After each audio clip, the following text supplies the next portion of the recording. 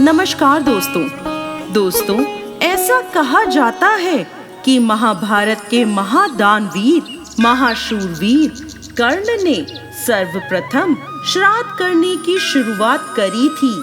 एक कथा के अनुसार महाभारत काल में महावीर कर्ण हर रोज गरीबों और जरूरतमंदों को स्वर्ण व कीमती चीजों का दान करते थे।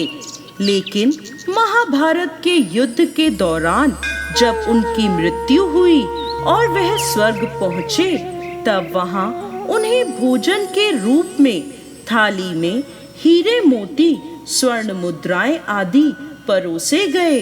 ऐसा भोजन देखकर कर्ण आश्चर्यचकित रह गए।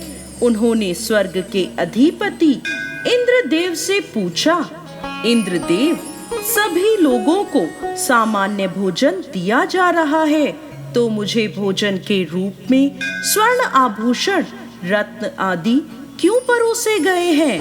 कर्ण का यह सवाल सुनकर इंद्रदेव बोले, हे कर्ण, इस बात में कोई संदेह नहीं है कि धरती पर आप सबसे बड़े दानवीरों में सर्वोपरि थे।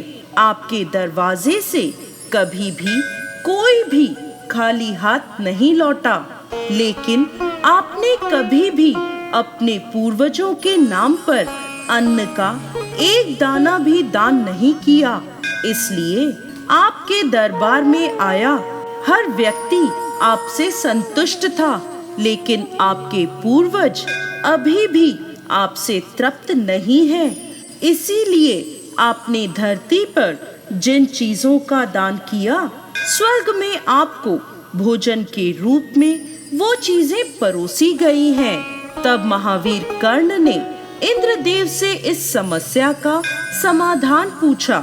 इसके उत्तर में इंद्रदेव बोले, हे कर्ण, आप वापस पृथ्वी पर जाएं और अपने पूर्वजों को तृप्त करने के लिए उनका श्राद्ध करें तथा उनकी संतुष्टि के लिए उनका तर्पण व पिंड दान करें।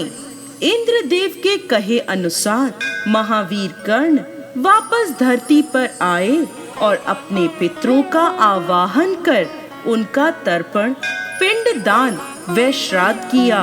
और जिस समय उन्होंने यह श्राद्ध किया, उस वक्त सूर्य कन्या राशि में था और ऐसा माना जाता है कि जिस समय सूर्य कन्या राशि में होता है, उस समय चंद्रमा धरती के सबसे करीब होता है और पूर्वजों का पितृलोक चंद्रलोक के बिल्कुल ऊपर है।